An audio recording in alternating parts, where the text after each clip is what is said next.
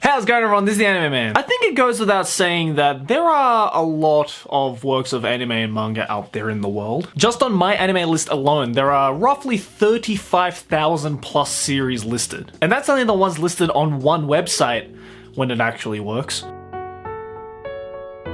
And I would estimate there are twice as many manga series out there, if more. With so many works of art being pushed out into this ever-growing industry, it's no wonder that there are some series that may eventually come off so familiar that it might seem like they're stealing from each other. I actually did a video about a year ago where I talked about the moral and ethical issues surrounding this supposed stealing of manga authors and light novel authors' works. Links in the description if you want to check it out. But today the topic we'll be discussing is a little bit different. And it all started from this one man that you may know for better or worse by the name of Mashima Hiro. For those of you who don't know who Mashima Hiro is, he is the man that is single-handedly responsible for arguably one of the biggest shonen manga and anime franchises of the past decade, Fairy Tail. Now, for those of you who watched my last Let's Fight episode, you would know that Fairy Tail is actually good anime.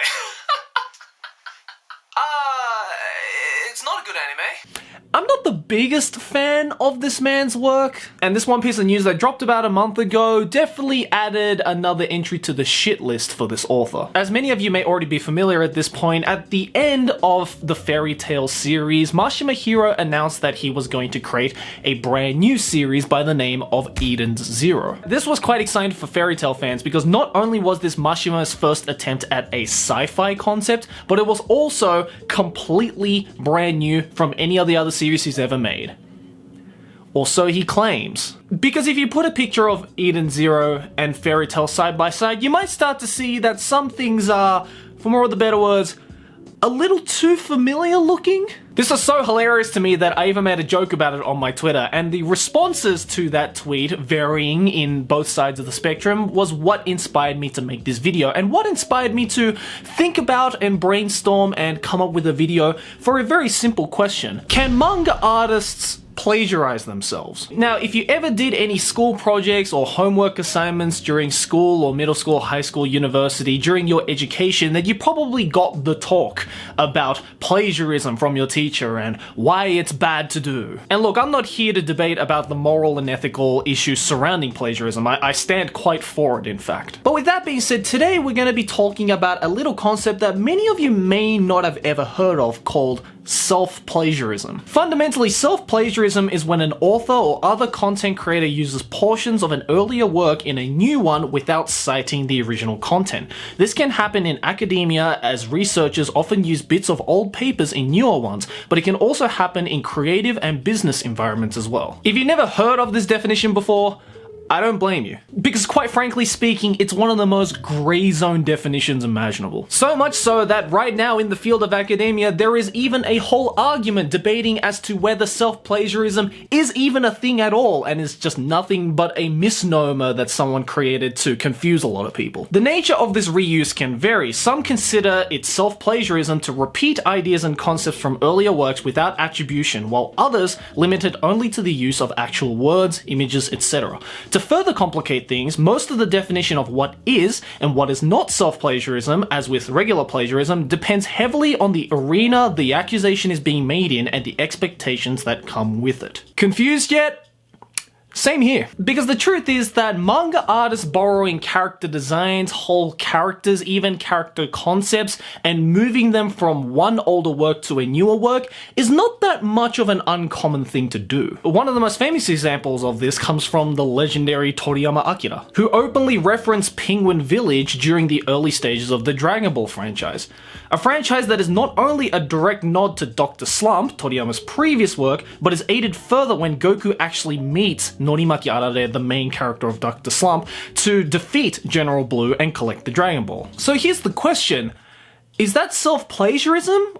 or a referential joke? Most people will point to the latter, arguing that Dr. Slump and Dragon Ball are actually part of the same universe, but considering that we've never actually gotten an official statement about this shared universe of Toriyama's series from Toriyama himself, it's actually debated as to whether that claim is valid. Because if they're not part of a shared universe, then it's nothing more than Toriyama just giving us some fan service to bust our referential nuts to. And that was a sentence I never thought I'd say out loud. But in this particular Mashima Hero instance, I think it extends a little bit further than just a referential throwback. Considering that in Eden Zero, you have the appearance of Plu, which was a character that was not only in Fairy Tail, but was also in Mashima's first work, Rave. But also considering that the main cast of characters, and I mean the entire fucking cast of Eden Zero, looks eerily similar to that of the main characters of Fairy Tail in its entirety. I mean, just look at this shit side by side, dude. You have palette swap Natsu, palette swap Lucy. I mean, he didn't even bother to change the color palette for Happy at all.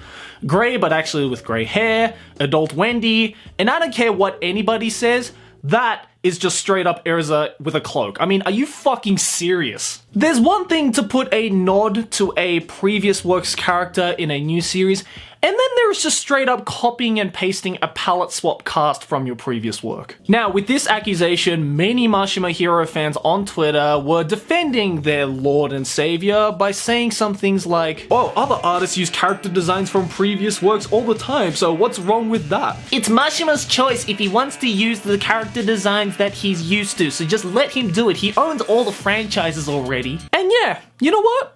They're not wrong at all. I mean, you have fantastic manga artists like Yabuki Kentaro who have borrowed entire character concepts from a previous series and put them into the new series without having any link or correlation to each other whatsoever. And Yabuki isn't the only one. There are other fantastic and extremely well-known manga artists that have done the same thing, like Hara Tetsuo and even the legendary Takashi Rumiko. But you see, the biggest difference is that all these other artists are only borrowing select character designs, select characteristics, and moving only some of them to their newer works, while Mashima basically just grabbed the entire cast and copy and pasted it straight into his newer work. Also, just because it's his style or whatever, that doesn't excuse the fact that the character designs for each particular role in the story is completely unoriginal and looks blatantly exactly the fucking same. Like, if you showed me a picture of Eden Zero without me ever knowing what Eden Zero was, or without me ever knowing that Mashima had come out with a new series, I would think this is just some Fairy Tail fan art. Because look at an actually prolific manga artist like Togashi Yoshihiro. Anybody who has read his manga or watched his anime will know that, like any good artist, has a very, very distinct character design to his works. With that in mind, check out these two pictures side by side. The one on the left is Yu Yu Hakusho, Togashi's first manga series, and the one on the right is his follow-up manga, Hunter x Hunter. Do you see any similarities at all between these casts of characters, knowing fully well that they are drawn by the exact same person? No, of course not, because Togashi is actually a very creative manga artist who has enough originality to make his characters not look the fucking same. I can see it in the comments already from all these Mashima fanboys and fangirls saying, oh, this is just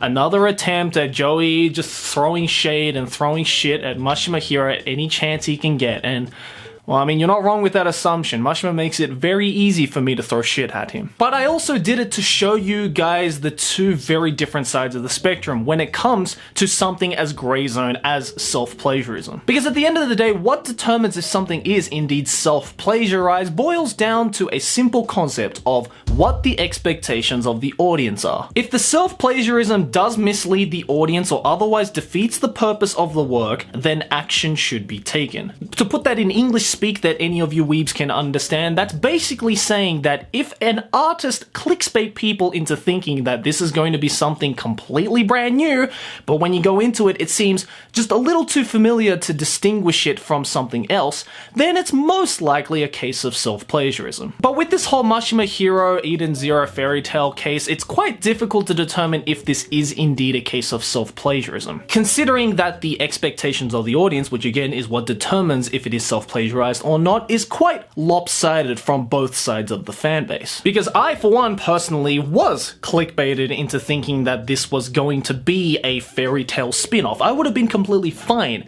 with it if it was a Fairy Tail spin-off, but I found out that it was completely new, and well, I'm not gonna buy two of the same things if it looks completely different, let me just tell you that. So after all of that, let's get to the bottom line here. Is Mashima Hiro self-plagiarizing? Well, kinda? Again, the answer is very grey, and it all depends on what you define as self-plagiarism. One can argue that since the similarities of Eden Zero and Fairy Tail extend way past a referential idea, it kinda does, in a sense, come under self-plagiarism. But simultaneously, we have to remember that it is also fact that there are many things that can't actually be copyright claimed, things like titles, names, ideas, and even fashion. So one can argue that copying and pasting something that isn't copyrighted, aka isn't owned by anybody, and using it in your own work is technically not a case of plagiarism because you're not taking anything that isn't owned by anybody. Does that make sense? I personally think that at the end of the day, if somebody doesn't just outright legally call somebody out, call an artist out for plagiarizing even from their own works, then I don't really think it is a case of self-plagiarism or something that we should technically really be worried about. But at the same time, the whole moral, ethical, and technical issues surrounding the whole self-plagiarism thing can be quite controversial and a pain in the ass, so it's probably best for artists to avoid it as much as they possibly can. It's cool and all to reference your own work, but to blatantly take a bunch of things from your previous work and act like it's a brand new thing is probably something that all artists, not just manga artists, should probably stay away from. And look, Mashima might not be breaking any laws, any copyright laws, any self-plagiarism laws in any sense, but by doing something like this, something morally and ethically controversial like self-plagiarism or almost self-plagiarism, certainly doesn't look good for Mashima's name as an artist. So yeah, Eden Zero and Fairy Tail isn't exactly a case of self-plagiarism, but the fact that so much of it looks so identical, and this is coming from not just Fairy Tail haters like myself, but Fairy Tail fans have even called Mashima out, being like, bruh, that looks a little too similar to Fairy Tail, is a little bit of shame thrown at Mashima. How dare you copy your own work, you unoriginal bastard. But guys, since this is a very grey zone subject, I'm really interested to know what you guys think about it. Do you think that Mashima Hiro, or in fact any manga artist out there, be subject to self-plagiarism? What do you think about the legitimacies of these moral and ethical issues surrounding self-plagiarism? And can you think of any other artists, not just manga artists, but music artists, directors, anybody in the creative field that may be unknowingly a culprit to self-plagiarism? I'm really interested to know all of your thoughts and opinions on that, so make sure to let me know all that kind of stuff in the comments below. And if there are any other issues or stories or anything like that that you would like me to cover on the next video, then the best place to do it is over on my Twitter. Not only can you tweet me your suggestions, tweet me your articles that you'd like me to talk about, but you can also see me shitting all over Mashima Hiro's unoriginal ass. That sounds like a lot of fun, doesn't it? Go over there and follow me if that sounds like your cup of tea. Anyways guys, thanks for watching. As always, like and favorite if you enjoy, subscribe for a banner, and I'll see you guys next video of whatever I make. Keep watching anime. Ciao!